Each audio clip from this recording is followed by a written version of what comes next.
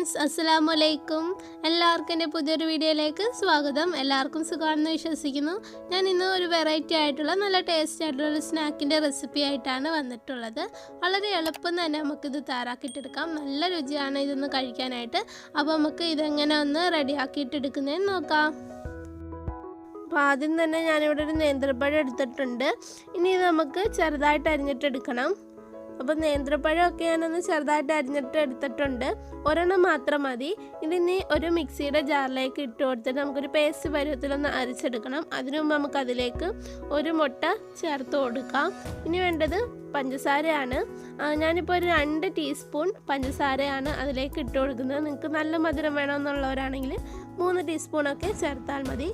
ഇനി ഇതൊന്ന് അടിച്ചെടുത്തിട്ട് വരാം. അപ്പോൾ ഇതേ നല്ല പേസ്റ്റ് പരുവത്തിലാണ് ഇതിരിക്കുന്നത്. ഇതേ കണ്ടില്ലേ. അടുത്തതിന് നമുക്ക് മൈദയുടെ ഷീറ്റ് തയ്യാറാക്കണം. അപ്പോൾ ആ മിക്സിയിൽ 1 കപ്പ് മൈദയും 1 മുട്ടയും ചേർത്ത് കൊടുക്കാം. പിന്നെ ഇപ്പോൾ 1 കപ്പ് മൈദയ്ക്ക് നിങ്ങൾ 1 കപ്പ് തന്നെ വെള്ളം ചേർത്ത് കൊടുക്കുക. ഇപ്പം ഈ മൈദയുടെ ഷീറ്റിന് കൂടുതൽ ടേസ്റ്റ് വേണമെന്നുള്ളവരാണെങ്കിൽ ആ 1 കപ്പിന് വെള്ളത്തിന് പകരം നിങ്ങൾ പാല് ചേർത്ത് കൊടുക്കുക.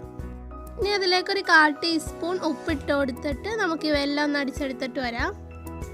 അപ്പോൾ ഇത് നല്ലപോലെ വന്നിട്ടുണ്ട്. ഈ ഒരു ഫോമിൽ വേണം ഈ ബാറ്റർ ഒന്ന് ഇരിക്കേണ്ടത്. ഇനി നമുക്കിത് ചുട്ടെടുക്കാം.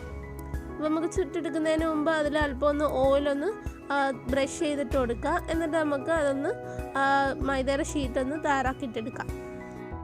പെട്ടെന്ന് തന്നെയാണ് അത് റെഡിയായിട്ട് കിട്ടുന്നത്. നിങ്ങളിത് ചെയ്തിട്ട് എവിടേക്കും പോകാൻ പാടില്ല. ഇത് ഇപ്പം തന്നെ ചെറിയ കളറൊക്കെ മാറി വരുന്നുണ്ട്. ഇതേ കണ്ടില്ലേ. അപ്പോൾ ഇത്രയും മതി. ഇനി ഇതൊന്ന് തിരിച്ചിട്ടും കൊടുക്കാം. അപ്പോൾ ഇതേ ഇത്രയേ ഉള്ളൂ. നമ്മുടെ മൈദയുടെ ഷീറ്റ് തയ്യാറായിട്ടുണ്ട്. ഇനി ഇതുപോലെ തന്നെ നമുക്ക് ബാക്കിയുള്ളതും കൂടിയിട്ട് റെഡിയാക്കിയിട്ടെടുക്കാം. അപ്പോൾ അതേ മൈദയുടെ ഷീറ്റ് ഇപ്പോൾ എനിക്കൊരു 7 എണ്ണം ഞാൻ ചുട്ടെടുത്തിട്ടുണ്ട്. അത്രയും ബാറ്ററിൽ വെച്ച്.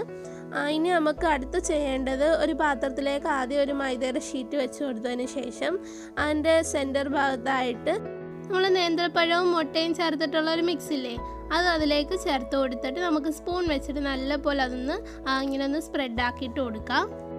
ഒരുപാടങ്ങും ഇട്ട് കൊടുക്കൽ. മിനിമം 2 ടീസ്പൂൺ മാത്രമേ നമ്മൾ നേന്ത്രപ്പഴവും മുട്ടയും ചേർത്തിട്ടുള്ള മിക്സ് അതിലേക്ക് വെച്ച് കൊടുക്കാവുള്ളൂ. ഇനി 2 സൈഡായിട്ട് ഇങ്ങനെ ഒന്ന് മടക്കി കൊടുത്തതിന് ശേഷം മറ്റേ 2 സൈഡും ഒന്ന് ഇങ്ങനെ ഒന്ന് മടക്കി കൊടുക്കുക.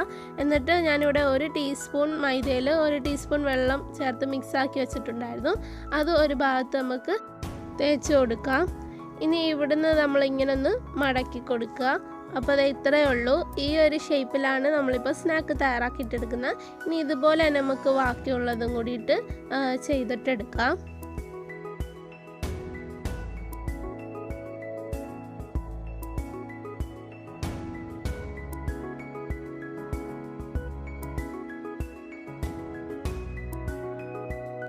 അപ്പോൾ ഇതെല്ലാം ഞാനിവിടെ തയ്യാറാക്കി എടുത്തിട്ടുണ്ട്. ഇനി ഇത് എണ്ണയിലിട്ട് നമുക്ക് 2 സൈഡും ഒന്ന് മൊരിച്ചിട്ടെടുക്കണം. അപ്പോൾ നല്ല ചൂടായ ഒരു പാനിലേക്ക് നമുക്കൊരു 5 ടീസ്പൂൺ അളവിൽ ഓയിൽ ഒഴിച്ചു കൊടുക്കാം. എന്നിട്ടിനി ഓയിൽ നല്ലപോലെ ഒന്ന് ചൂടായി വന്നതിന് ശേഷം അതിലേക്ക് നമ്മൾ തയ്യാറാക്കി വെച്ചത് ഓരോന്നായിട്ട് വെച്ച് കൊടുക്കാം. നിങ്ങളിതൊരു മീഡിയം ഫ്ലെയിമിൽ വെച്ചിട്ട് വേണം 2 സൈഡും ഒന്ന് മൊരിച്ചെടുക്കേണ്ടത്. അതിന് മുമ്പ് നമ്മൾ അകത്ത് മുട്ടയൊക്കെ ചേർത്തത് കൊണ്ട് തന്നെ ഒന്ന് മൂടി വെച്ചിട്ട് നമുക്കിതൊന്ന് അടച്ച് വെച്ച് റെഡിയാക്കിയിട്ടെടുക്കാം. അപ്പോൾ അതേ ഒരു സൈഡ് മൊരിഞ്ഞിട്ടുണ്ട്. ഇനി ഇത് തിരിച്ചിട്ട് കൊടുത്തിട്ട് നമുക്ക് ആ മുകൾ ഭാഗം കൂടി ഒന്ന് മൊരിച്ചിട്ടെടുക്കാം. അപ്പോൾ അതേ ഇനി ഇതെല്ലാം ഞാൻ തിരിച്ചിട്ട് കൊടുത്തിട്ടുണ്ട്. ഇനി ഇത് പിന്നെ ഒരു 5 മിനിറ്റ് വെച്ച് നമുക്കൊന്നൊന്ന് റെഡിയാക്കിയിട്ടെടുക്കാം. അപ്പോൾ അതേ 5 മിനിറ്റ് കഴിഞ്ഞിട്ടുണ്ട്. 2 സൈഡ് നല്ലപോലെ മൊരിഞ്ഞ് വന്നിട്ടുണ്ട്. നമ്മുടെ ടേസ്റ്റി ആയിട്ടുള്ള സ്നാക്ക് ഇവിടെ തയ്യാറായിട്ടുണ്ട്. ഇത്രയേ ഉള്ളൂ. വളരെ എളുപ്പം നമുക്ക് തയ്യാറാക്കിയിട്ടെടുക്കാം. നല്ല രുചിയാണ് ഇതൊന്ന് കഴിക്കാനായിട്ട്. അപ്പോൾ എന്തായാലും നിങ്ങളിതൊന്ന് ട്രൈ ചെയ്തിട്ട് നോക്കണം. നിങ്ങൾക്കത് തീർച്ചയായിട്ടും ഇഷ്ടപ്പെടും. അപ്പോൾ ശരി, ഞാൻ അടുത്ത ദിവസം ഇതിലും നല്ല റെസിപ്പി ആയിട്ട് വീണ്ടും വരുന്നതായിരിക്കും. അതിനു മുമ്പ് എൻ്റെ ഈ ചാനൽ ഇഷ്ടപ്പെട്ടെങ്കിൽ ഒന്ന് സബ്സ്ക്രൈബ് ചെയ്ത് എന്നെ ഒന്ന് സപ്പോർട്ട് ചെയ്യുക. അപ്പോൾ ശരി, ഓക്കെ, ബൈ.